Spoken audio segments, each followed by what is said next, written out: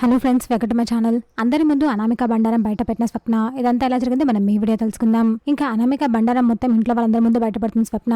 ఎవరికి తెలియకుండా వాళ్ళ పుట్టింటికి 10 లక్షలు చేరవేస్తుంది అని చెప్తుంది. చదువుకున్న దానివి ఇలాంటి పని చేయడం ఏంటి అమ్మాయి అని ఇంద్రాదేవి సీరియస్ అవుతుంది.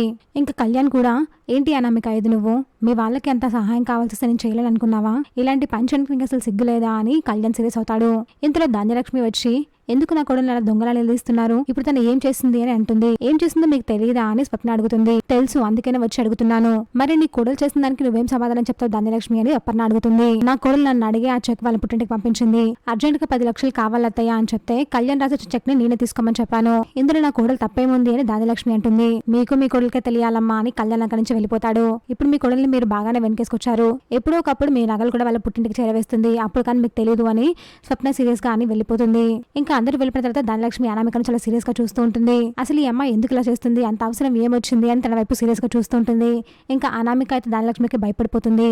చూసాగా ఫ్రెండ్స్, మరి ఏం జరగబోతుందో. ఇలాంటి జెన్యూన్ అండ్ అప్డేట్స్ కోసం మా వీడియోకి లైక్ చేసి ఛానల్ ని సబ్స్క్రైబ్ చేసుకోండి.